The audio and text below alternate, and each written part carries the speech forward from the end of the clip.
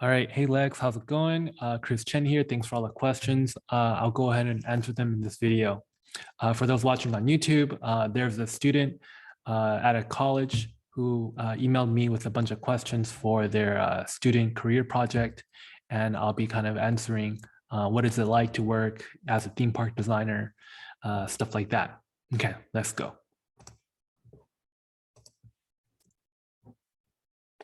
All right, so in this video, I'll kind of go over, best worst part about becoming a theme park designer, salary, job, that kind of stuff. Let's go ahead and get started. I think first I need to kind of describe myself to a lot of people, like what do I do exactly? So here's my website here. All right, so I am a concept artist. Mostly I do freelance. I've worked in video games, movies, and theme parks. And so mostly in theme parks, I've been doing this for about 10 years. But yeah, you can see on my website here some sketches that I would do. Most of these are for personal. This one's a professional project. But most of the professional projects, I can't really put on my portfolio website without asking them for permission, which sometimes they don't get back to you. And yeah, you can see some of my stuff here. Okay. All right, so this is kind of the stuff I do. And over here, you can see there's some video game stuff as well.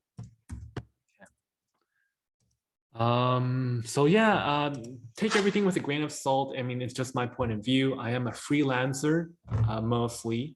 I'm a creative illustrator, concept artist. I'm currently out of the industry. I haven't worked on a project in quite a while. I'm mostly in online education now. And basically in this video, you're gonna find out a little bit why that is. All right, next, what is the average workday like? So every day is a bit different. So I might describe to you like what is the average month like or the average week. So when I get a new client, they might message me and they'll be like, hey, like, are you available for a job? What's your bandwidth? And so I'll usually get on a phone call with them, do a consultation. And once I kind of get a thing, I'll write them a quote, say, oh, hey, it's going to be X amount of money. Are you cool? Is that within your budget? I'll send them a contract. They'll sign it. And there's other contracts that, we'll sign and stuff like NDAs, which is non-disclosure agreements, making sure that, everything's top secret and stuff. So after I send them the contract, then I'll start on work and I'll start off the project by sending them sketches that kind of look like this type of stuff. So this is actually for a project. So like early on sketches, I'll send them this type of stuff. And then the client will come back saying like, oh, okay, we like this, we don't like this. They'll ask for revisions. And then eventually like this thing you just saw, these were like the early sketches. This were like, more refined stuff. And this was a project and this is the final. So this was for a small client, but they gave me permission to kind of show this on my website. Usually the larger clients like Universal or SeaWorld and stuff, it's harder to get permission directly from the company that you can show it. A lot of people still show it on their website anyways, but I don't want to risk getting sued or anything. All right, cool. Let me see. And yeah, like being the freelancing person, it's hard because like, sure, you do get paid more working as a freelancer. When I was working as a full-time employee, right? My rate was basically 1/3 of what it was as a freelancer. So there are some benefits to freelancing. The rates are usually higher, but there is a lot of instability. That being said, sometimes like I invoice the client, right? It takes sometimes months for them to pay me. So I'm joking, like sometimes it's like gambling where you don't know if you're gonna get paid or not. And yeah, it's like doing the work and revisions, it's not easy to, do all that. Okay, so okay. Here's a joke. I was saying like sometimes when you are working in this industry, regardless of whether you're like in-house, sometimes it's like being a mercenary, like Boba Fett or the Mandalorian, right? You're kind of in, I'll be sometimes in a company contract for like 1 or 2 weeks, I bill them hourly. And then afterwards, the project is done, we're all out of there. You know, a lot of times we're like mercenaries. The companies are generally pretty small, like sometimes 5 people. Even if it's like a really big company, I walked inside, it's like a little apartment, you know, biggest name in the industry, little apartment, really small office space, sometimes 20 people, 10 people, you know, maybe 50 people. That's like really big. But if you compare with like other corporate companies, like you know, a normal like bank company, right? They have thousands upon thousands of employees. Theme park companies are very, very small. Okay. What type of schedule do you usually work in terms of hours? Sometimes you're not working at all, right? Because, you know, you're like a mercenary, you're waiting around for work. Sometimes when work comes, you're working maybe 10, 12, 14 hours a day. If you have a lot of work, sometimes you have multiple clients at the same time. So that's definitely not easy, and nor is it healthy for a lot of your joints or, you know, your health and stuff like that. It's not easy, but yeah, that's kind of like the lifestyle. One of the reasons why I kind of got out of it. All right, cool. What is your favorite part about theme park design? So, okay, yeah, I don't want to talk just about negatives. You know, I don't want to just talk about positives too. So I want to be kind of balanced. I'll say it's meeting people. So I was a part of the TA, which is a Theme Entertainment Association. I was on the Western Division board for 2 years. I was an official photographer. And basically what the TA is, it's, oh, this is my apartment. It's a club for theme park professionals. You know, that's me. You can join, and yeah, there's a lot of events that you go to. The thing is like, oh, it's not about what you know, it's about who you know. So you have to spend a lot of time schmoozing with people. But the events are fun. You get to do like backstage access to like Universal or Disney and SeaWorld and stuff. There's me and my company. And it's a lot of fun, I have to admit. It is kind of exhausting sometimes, but super fun. I'd say this is probably one of the best parts.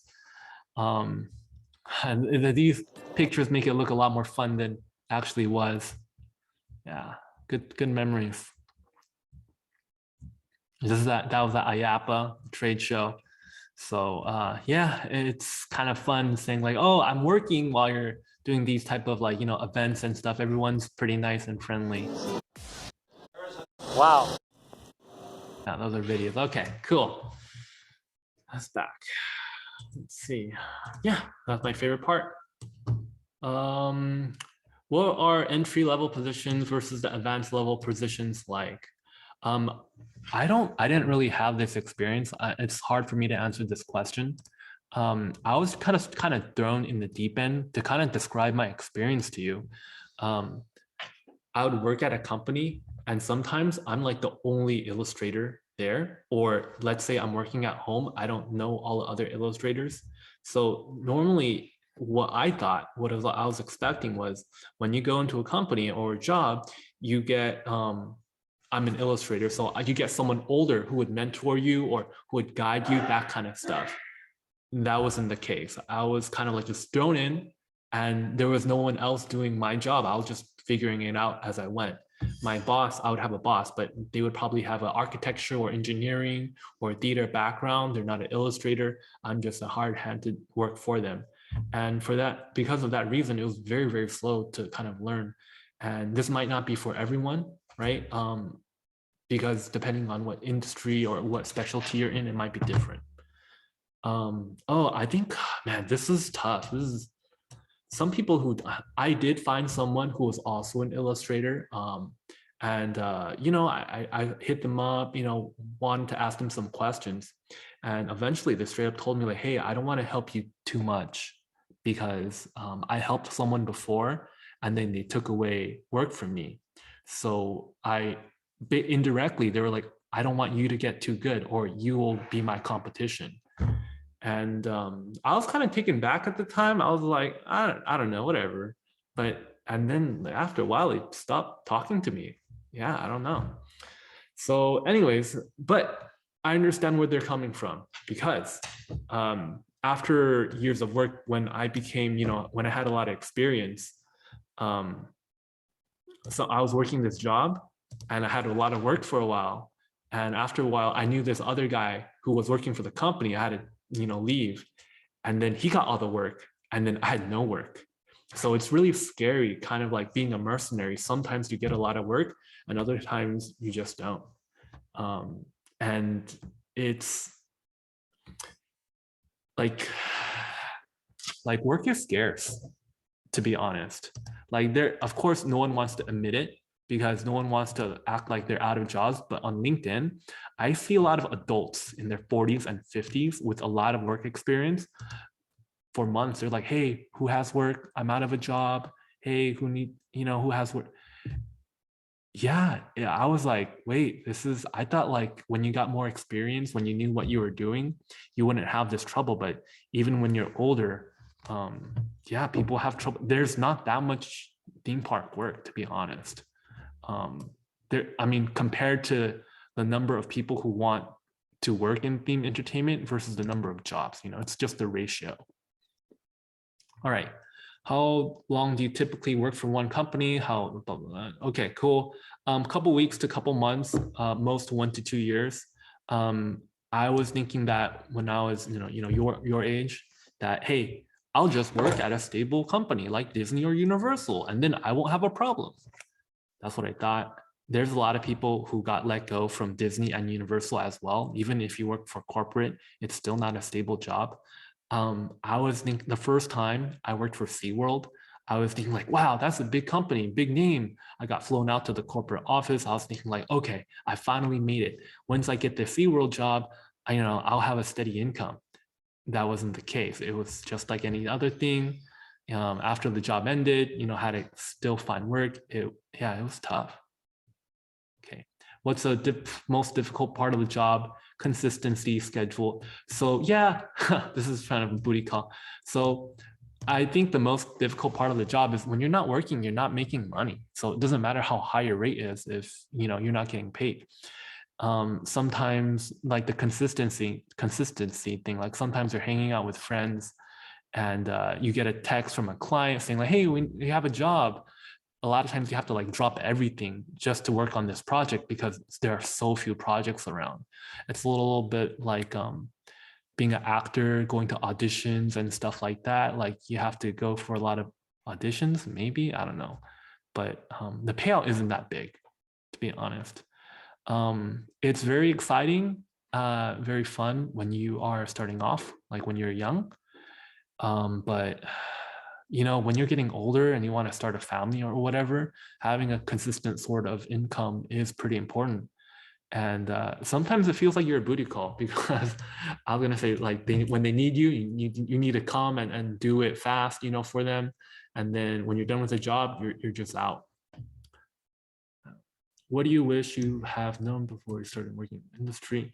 So yeah, working on theme parks is fun, but maybe it's more fun like just going to them than designing them, because if you have a normal job, right, and you can go to theme parks on your weekends, versus going to theme parks and designing them. I don't know. Yeah, I don't know. Yeah, I would just say, hey, it's a lot harder than I thought. Yeah. All right, the future.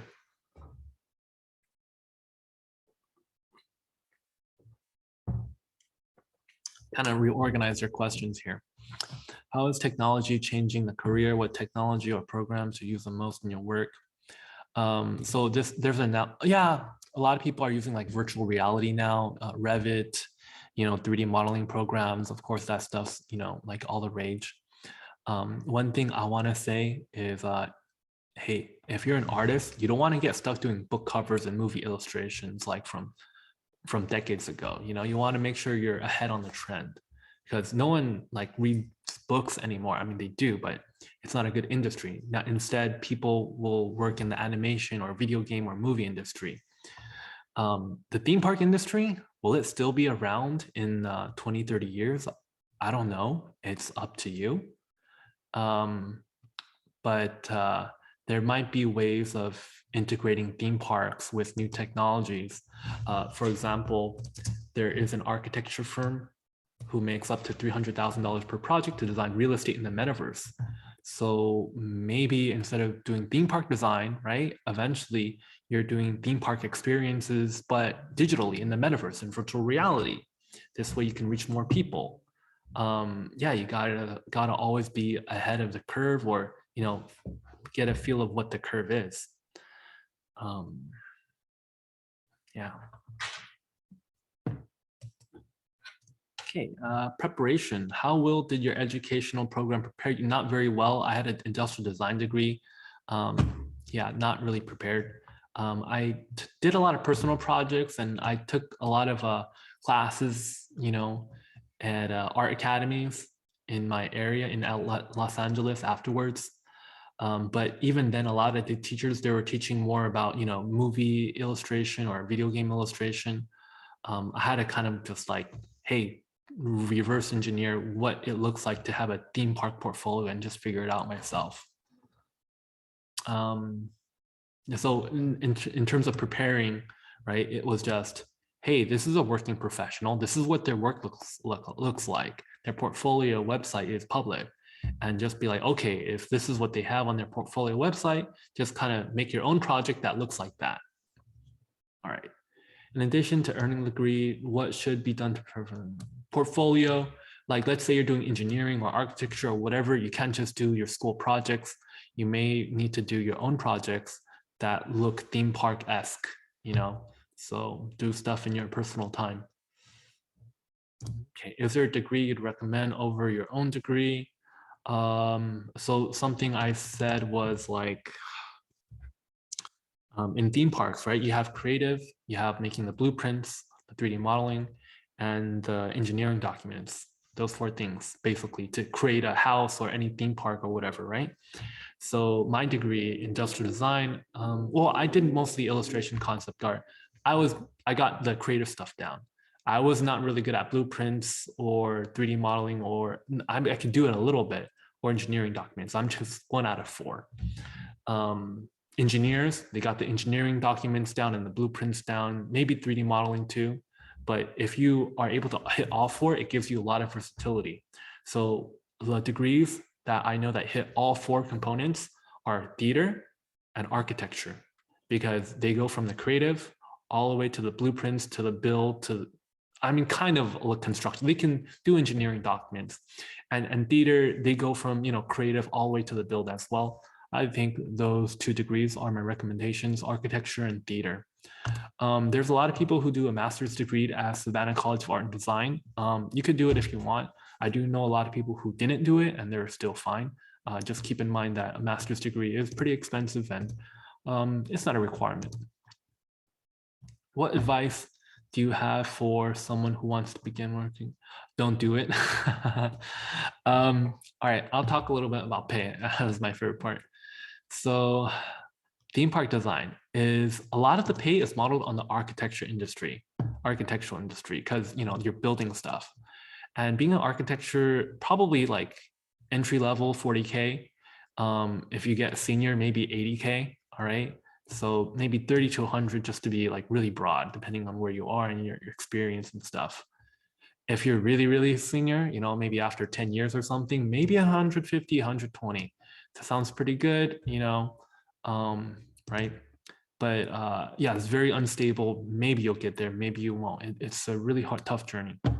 Now let's talk about your alternatives. If you work in tech, I don't work in tech, but I have a lot of friends who do, and I kind of work tech adjacent now. If you're a software engineer, just from school, you start at 150K at like a company like Google, Meta, Facebook, stuff like that. So a fresh out of college person might be making more than a senior theme park designer at like Disney or something. I don't know for sure, but based on the software engineering salaries I've seen, yeah, total comp packages. If when you become like really senior, you go from 150 to 200, 300, 400, 500, sometimes even $1 million if you are doing the management positions like product lead, product manager, that kind of stuff.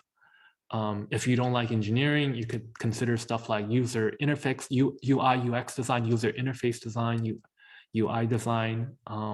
But I think it's similar, right? You're still creating experiences for people all over the world. And what is it called? Yeah, and you're still being creative and stuff, except you're creating digital experiences instead of physical experiences. And this pay discrepancy, I do want to bring it up because here's an analogy, okay? Imagine you're a house builder. When you're in California, a single family house is probably around $1 million, like the minimum. Well, not the minimum, but probably maybe like 600, 800, $1 million. That's kind of what it normally is. In Florida, a house might be like 100 to 300K for the same thing. So maybe not 10x, maybe like 3 to 10 times difference. I don't know, but its magnitude is greater. So what I'm saying is the home builder in California like way better than the home builder in Florida? Like, no, I mean, no, it's still like the same thing. It's just that the market is different. And what I'm saying is, hey, if you are gonna be doing like the same kind of things, you're gonna be working and stuff, you might as well, be in the area that makes a bit more money. And then you can go to theme parks on the weekends. I don't know. You can consider it. All right. Your decision. But yeah, I'd recommend, hey, try to work in tech or tech adjacent, kind of like this thing. Like maybe you can do theme park experiences, but they're digitally or they're virtual reality, or if that's what you really want to do. But creating a custom house with a theme park inside, and it's very expensive, and it's not that profitable, to be honest. I thought that, oh, it's super profitable, but yeah. What skills do you use regularly that you didn't think you would be using in the industry? None for me. I mean, for me, I kind of master. Yeah, I don't know. And so, what opportunities have you had that you couldn't have without being in theme park design? I don't know if I can answer the question.